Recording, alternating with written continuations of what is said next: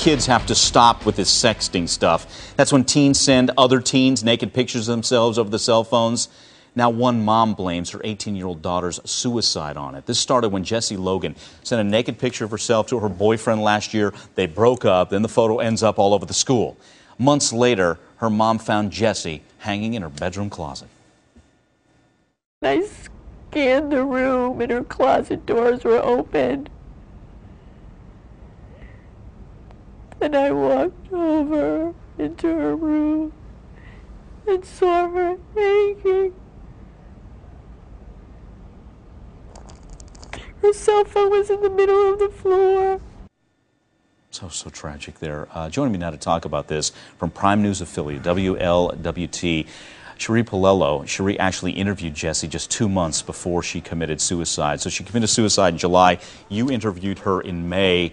The harassment was already in full tilt at that point. How was she at that point? Did you think she was getting over it at all? Well, you know, Michael, she was an adorable 18-year-old girl. She was just beautiful, as sweet as can be, but clearly tortured, felt harassed. She was humiliated. You know, I want to stress, she was absolutely taking responsibility for what she had done. She knew it was a very silly thing, a very foolish thing to do.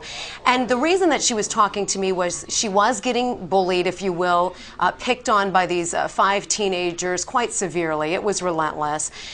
But she wanted to send a message to other teenagers and to parents to let people know how big of a problem it was becoming and already was. She said that many of her friends already had other pictures like this. It was almost like a trophy for boys. Instead of just saying, hey, we've had sex, it was let's prove that we've had sex together. It's horrible. Let's play just a little snippet of that interview. This is her she's disguising herself basically and wanted to get a message out there.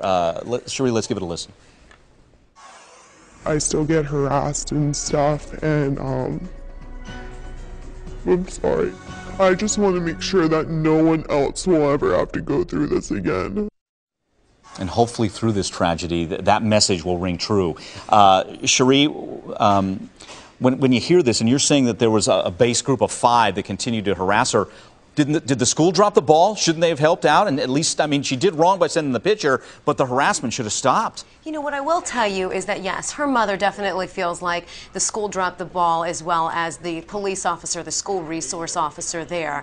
However, it was that school resource officer that got me involved. He was the one that kind of brought this to my attention, that at the time, not only Jessie, but another young girl, I believe she was 16, had the same thing happen to her in this same school district. So they were trying to take action. The school resource officer says because Jessie was 18 years old, he did take the case to the prosecutor, but there were no laws to protect her. The school says, look, we didn't send out letters because we didn't realize it was this big of a problem.